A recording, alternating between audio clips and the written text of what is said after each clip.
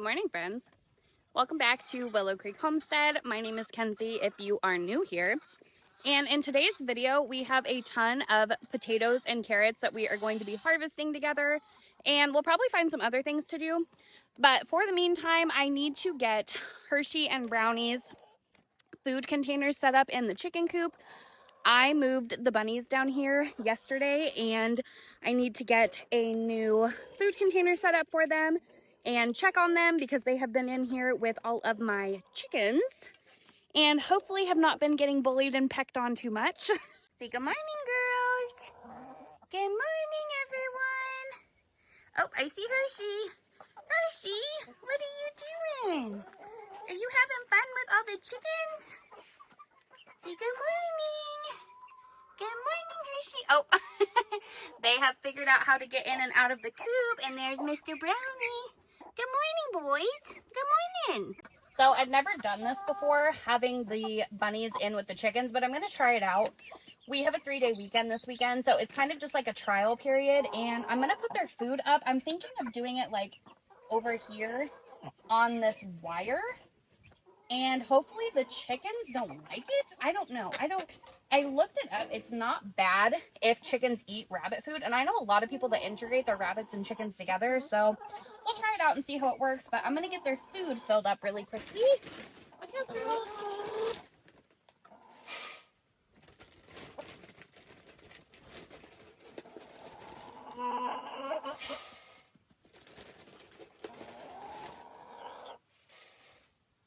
I'm thinking my chickens are going to leave this alone. I don't know. It just doesn't really seem like something that they're going to enjoy. So now I just need to get these two boys over here and show them where their food is. I just threw my breakfast sandwich in there, the last little bit that was left over, and the chickens are going crazy. They love, love, love bacon and eggs. So I always share with them anytime I have extra. Okay, so I got all the rest of my stuff. I'm bringing some dish soap over with me because I need to clean out the wheelbarrow that I am going to use for all of the potatoes and onions. So we'll get that going really quickly. And then I have a little bit of a time crunch because it is supposed to rain today. And if you're new to harvesting potatoes and onions, it's best to harvest them before it rains or if it's been really dry. So we haven't had rain here in probably like a good 4 to 5 days. So it's like perfect time to get these out of the ground. So hopefully we can do it before it rains. It's super cloudy right now. It's pretty hot, but it's not excruciatingly intolerable to be out here. So let's get started on this project. I am really excited to see what we all get out of here. I've used this wheelbarrow for all of my compost and I left it in here a little bit too long. So definitely needs scrubbed out.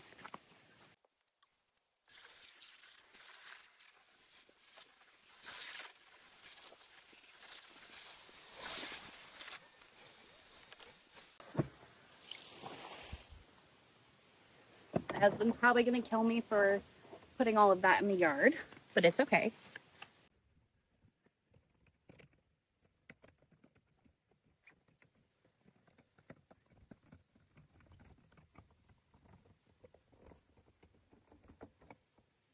All right. Welcome to my jungle. Okay, it's kind of jungly and messy in here, so don't pay attention to the rest of it. But these two rows right here are our potato beds. We started these, I believe, middle of April together. So we have like Yukon Gold, Red Russet. There's a rainbow mix of potatoes over there. But basically from here over in each of the beds is all potatoes. And as you can see, the bulk of everything has dried and died out. So we got to get these out of here before it starts raining. So hopefully we get a good potato harvest, guys. I can see some of them poking out, and a couple of them that are already poking out are not good because something has been chewing on them. So today is the perfect day to tackle this project. Okay, so I'm gonna go ahead and start on this row down here, and then I'm just gonna make piles because that wheelbarrow still needs to dry out a little bit. Shouldn't take long, and then we'll start putting them in there. But I am so incredibly excited, you guys. I've only ever grown potatoes in grow bags, so this is my first year doing in-ground, and I am really, really eager to see what the harvest is like in comparison to the grow bags. So let's just get in here and start pulling all of these out.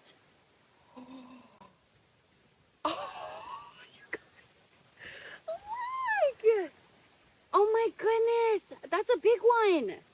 Holy moly. And the ground is super dry, you guys, so this is like perfect. Oh my gosh. Look at all these potatoes. Look at them all. I'm gonna bring you guys over here so you can see this actually, because there's a lot in here. Okay, that's better.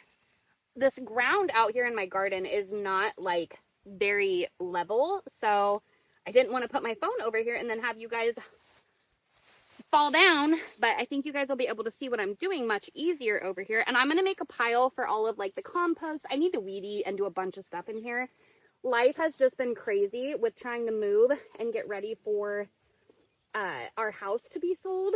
So I just do what I can when I can. But here's all of the potatoes out of that first little pole. So I'm going to move. Oh, look at these, you guys. Oh my goodness. Those are beautiful. Absolutely freaking beautiful.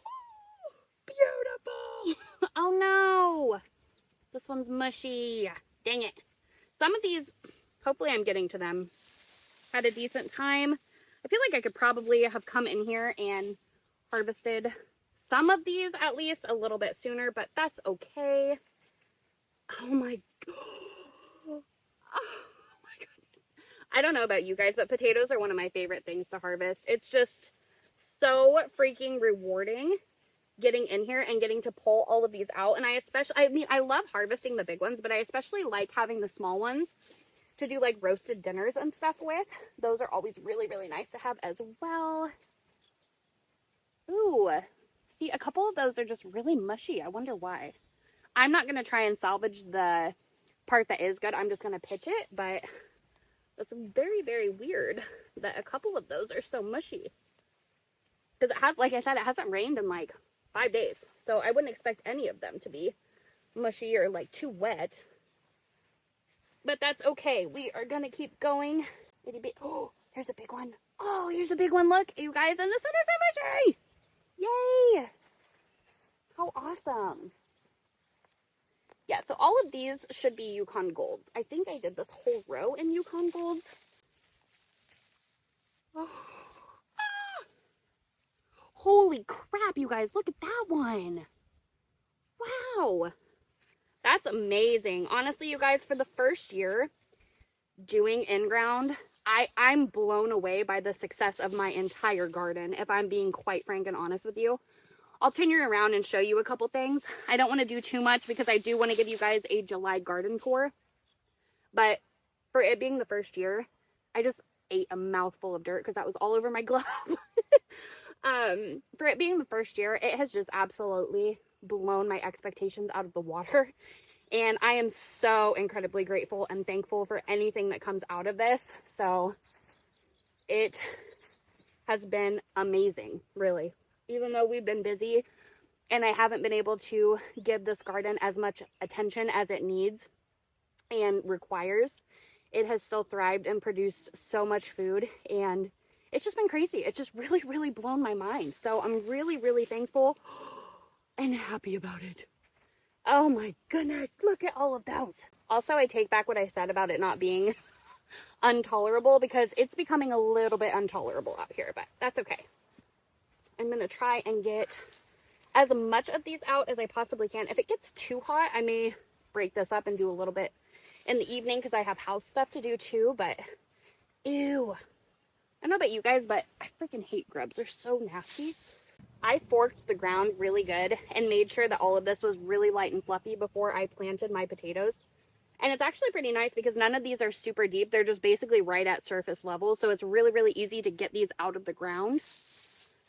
Sometimes if you plant them too deep, it's kind of a pain in the butt to find it. Oh my God. Look at that. Look at it. It's huge. This is, so far, probably the best potato harvest I've ever had. Bless you. Austin. What? Come here. What? Just come here real quick. Hang on, I'm doing something. Okay. What's up? Come here. I just wanted to show you something real quick. Holy shit. Damn. I was not expecting to get that many. Look at the size of some of these. Damn. Look at that. Isn't that amazing? You could have been born in Idaho. Been born in Idaho. Look at that hole, you guys. That makes my heart so incredibly happy. That is absolutely awesome.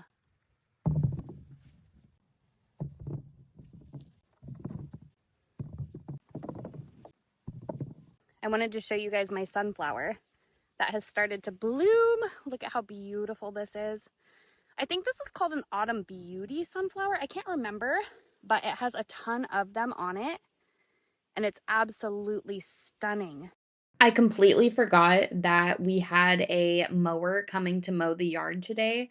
So the rest of my video clips are distorted by the mower, but that is totally okay. So the rest of the video, I'm just going to chit chat with you guys in here, and we're going to go through the rest of the details of the harvest of this day. So for this bed, this is the second potato bed that I planted. And like I said in the beginning, I did about a quarter of it as flowers and then the rest of it as potatoes.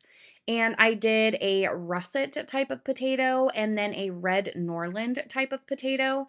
And again, I was just completely blown away, you guys, by the amount of potatoes that I got in these two beds. And there was a random purple potato that I thought was kind of funny.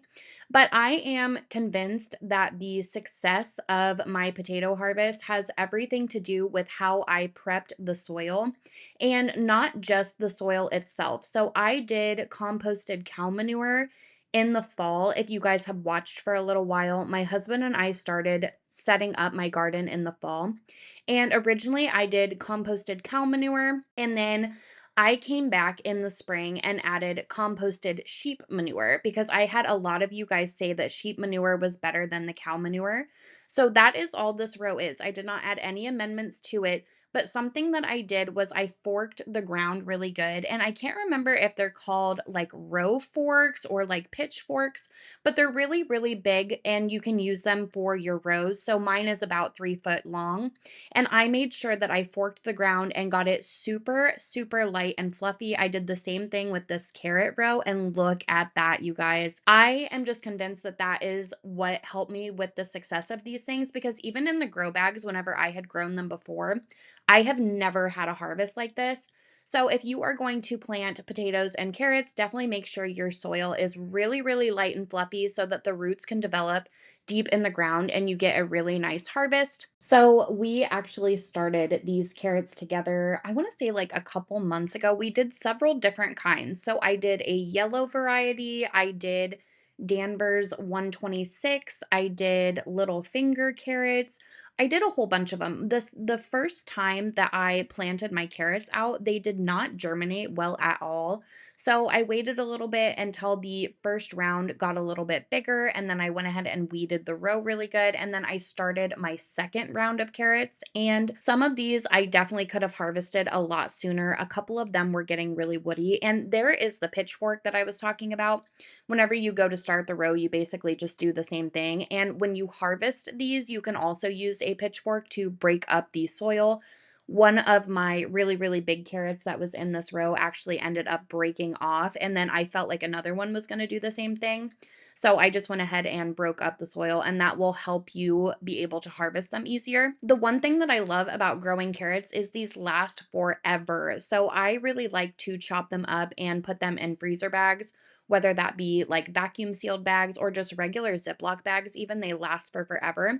But you can also scrub these off and then take the tops off, and they store in your fridge for a really long time, just like in a Ziploc bag or, whatever kind of container that you would like to put them in. If you put just a little bit of a damp towel in with them, then the carrots can kind of absorb all of that moisture back up if they need it. And then if they don't need it, the towel will absorb it back up again. So carrots are just a really, really good long-term storage thing to grow. And as you can see, there is the noisy mower that was flying around dust and all kinds of things that I was battling on this day.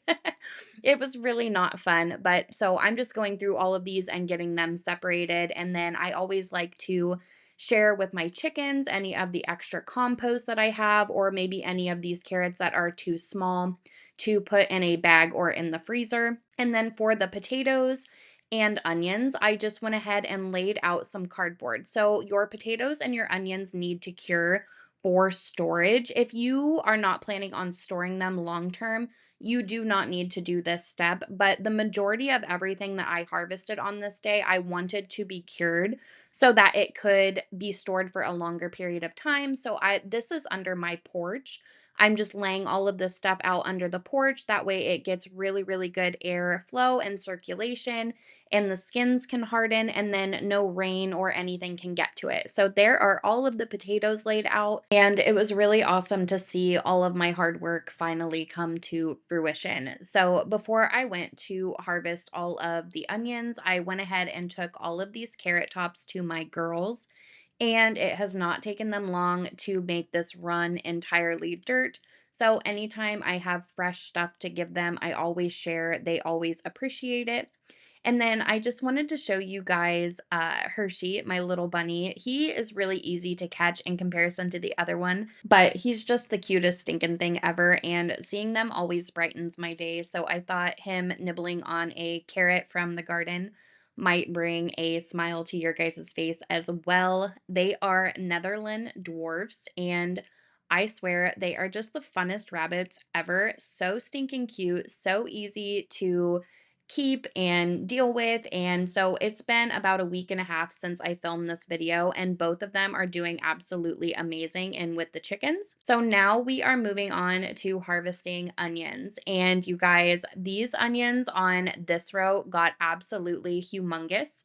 So again, if you have been watching for a little while, I did onion seeds and then I bought sets. So all of these onions right here are onion sets. And I was kind of trying to do an experiment on what worked better, the seeds versus the sets.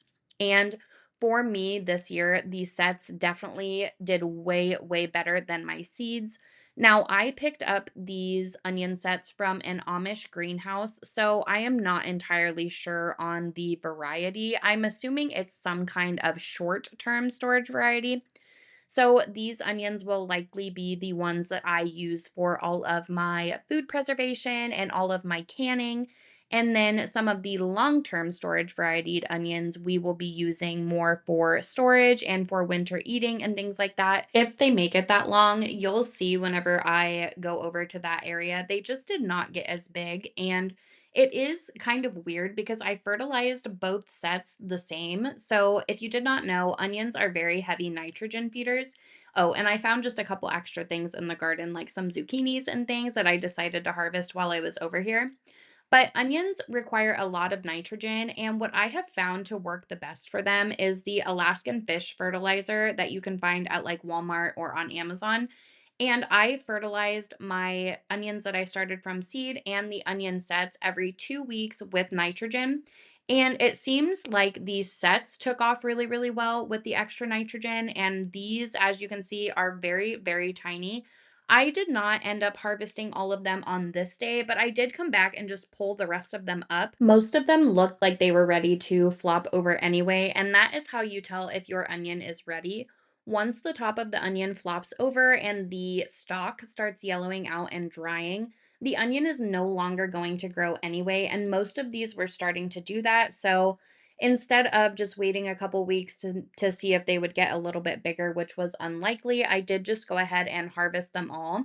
So all of these rows that are empty, I'm going to go ahead and get some weed fabric down, and then they will be ready for fresh compost and all of that stuff come next spring, which is super, super exciting. I did not do weed fabric this year and regretted it. So now I am going to go back and do that for my entire garden. But here is just me getting all of these onions out and laid out on the cardboard. And then, like I said, the next day I came back and laid all of the rest of them out. And out of the 245, I think, that I started, I ended up with about 179 onions. So I am calling that a success. So that wraps up today's video. I hope you guys have enjoyed. I hope you guys learned something new. I hope this continues to inspire you. And I hope you guys have a great rest of your week. And as always, I will see you in the next video.